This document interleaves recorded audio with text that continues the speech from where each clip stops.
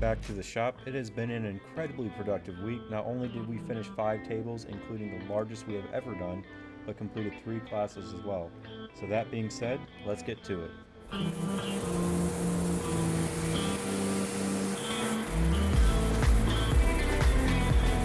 Right now I'm trying to finish flattening this piece for our customer. They tried doing a pour on their own and a couple things didn't really work out for them.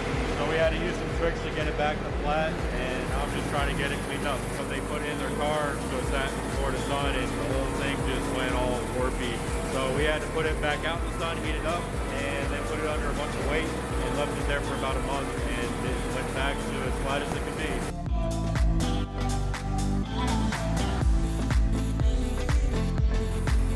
Honestly, a lot of it's just, growing pains. Everybody makes mistakes at some point.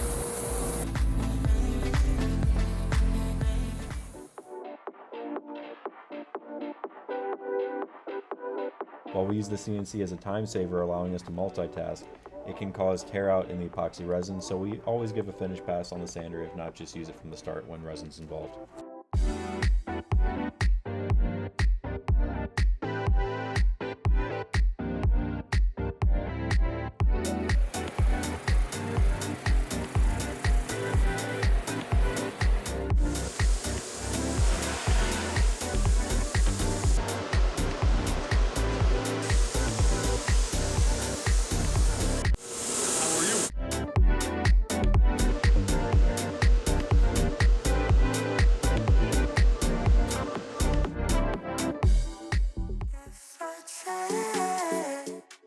Here we got a great shot of how we do our molds here at Wood Art. We just use some 3/4 birch ply, a little bit of tape, and some silicone caulk in the corners. We found doing it like this, and as long as we follow the formula, that we don't really have any leaking problems anymore.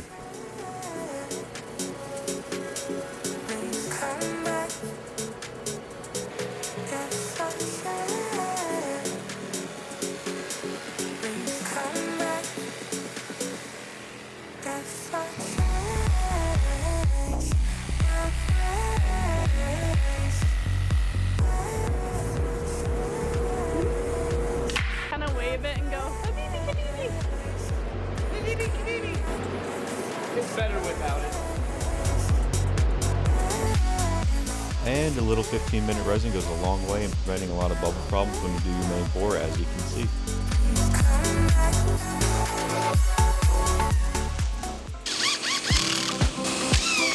Just kind of making it to make it. It's fun to make just random projects sometimes. It's some art for the showroom. I'll show you real quick. This is going to be the box for the mold, obviously, with these. This will be sitting in here. This is cherry butcher block. That's a piece of camphor. I'm going to do this in layers, and I've got these little miniature Damascus knives that are going to be inside here, and there'll be a shoe screw that'll go around here, and you'll have your cutting board with a display of knives. So we'll see how it turns out. Hopefully good. All right, let's get some caulk with a U. Get your mind out of the gutter. I want to make sure all of these nooks and crannies are sealed up. Now, I may not necessarily be pouring that high, but it's better to look for it now than when you have a full-on leak on the floor and you just watch hundreds of dollars slowly. All right, I'm pretty happy with that. I'm going to clean up a little bit, and then we'll get back after this dries. Here we got one of our classes who came in with his own piece of wood and a project in mind for how he wanted to learn things. And as you can see, we just do everything kind of the same way, whether it's a big project or small project. We just make the molds the same way because it works, it's cheap, and it's reusable. We've reused these things up to like 9 times, and the big ones we just keep cutting down into smaller formats and getting more projects out of it.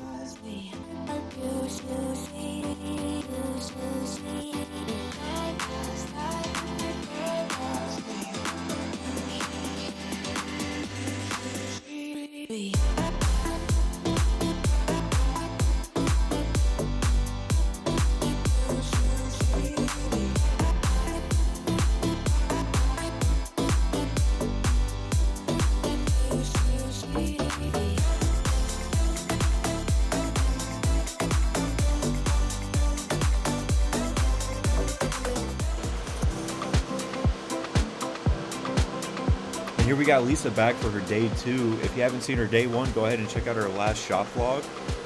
Right now, she's just finishing up sanding it, and then she'll be applying an Osmo oil, which is food safe even by the European Union standards.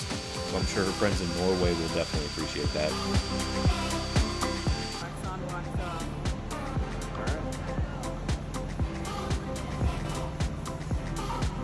Want me to bring it home? To your home. You can pass by my house first.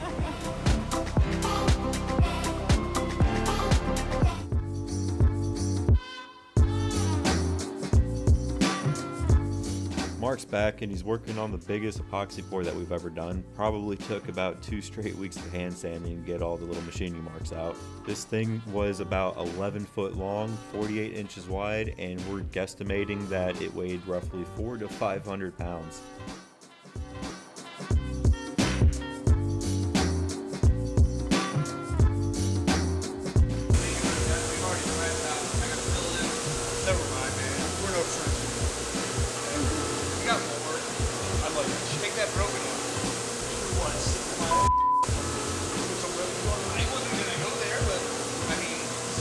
I'm not your mother, man. I don't judge.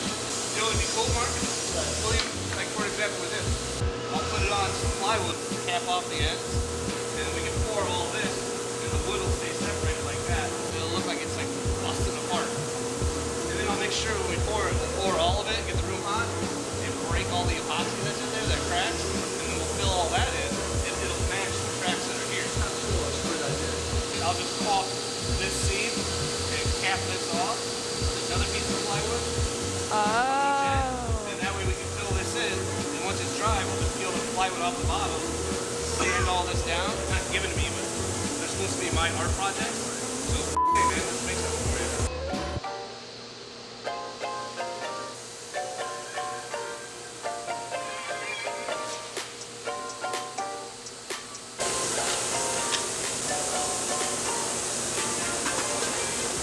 A DB Kabidi? Yeah. And a high pitch. Yeah. I don't do high pitch very well. They're going to be layered inside here, inside the cutting board. So place them however they're going to end up in there. It'll be really neat, you know, just kind of, obviously they'll be up higher. These little miniature knife sheaths. No? Throw them away. You're always getting footage of me throwing stuff. You didn't think I have a problem?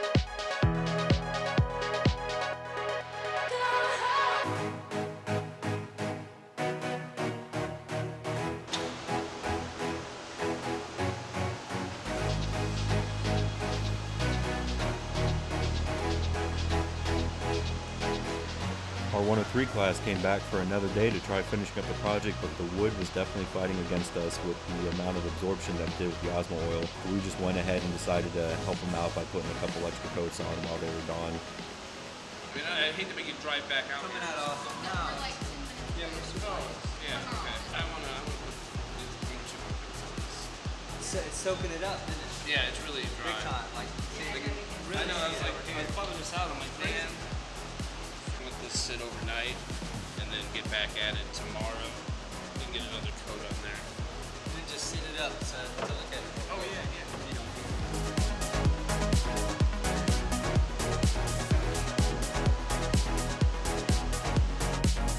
Using a card scraper really helps out when the wood's a little bit too soft and the resin's definitely a lot harder. Sometimes it sands unevenly, so in between you just feel it out and take the card scraper to help level out the epoxy.